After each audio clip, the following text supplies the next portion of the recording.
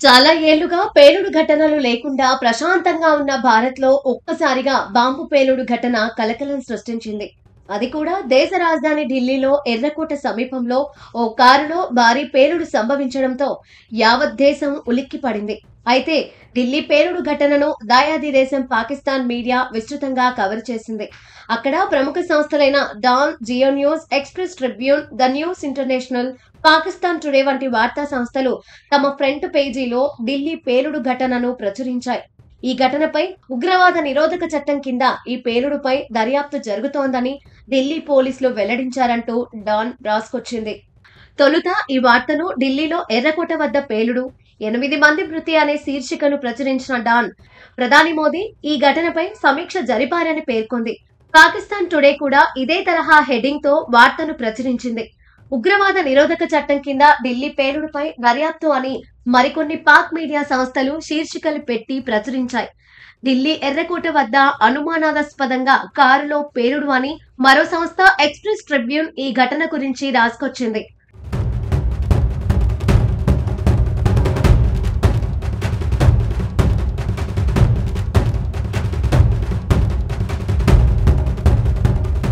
ఈ బ్లాస్ట్ తో ముంబై, ఉత్తరప్రదేశ్ సహా పలు నగరాల్లో హై అలర్ట్ ప్రకటించారని వెల్లడించింది. గతంలో కారు యజమాని అయిన సల్మాన్ ను అధికారులు అరెస్టు చేసినట్లు మరో పాక్ వార్తా సంస్థ రాసుకొచ్చింది. కాగా భారీ పేలుడుతో దేశ రాజధాని నగరం ఢిల్లీ ఉలిక్కిపడింది. నిత్యం రద్దీగా ఉండే చారిత్రక ఎర్రకోటకు అతి సమీపంలో సోమవారం సాయంత్రం ఓ కారులో భారీ పేలుడు సంభవించింది. పేలుడు ధాటికి అనేక వాహనాలు దగ్ధమయ్యాయి. ఈ ఘటనలో 12 మంది మృతి చెందారు. దాదాపు 20 మంది గాయాల పాలయ్యారు.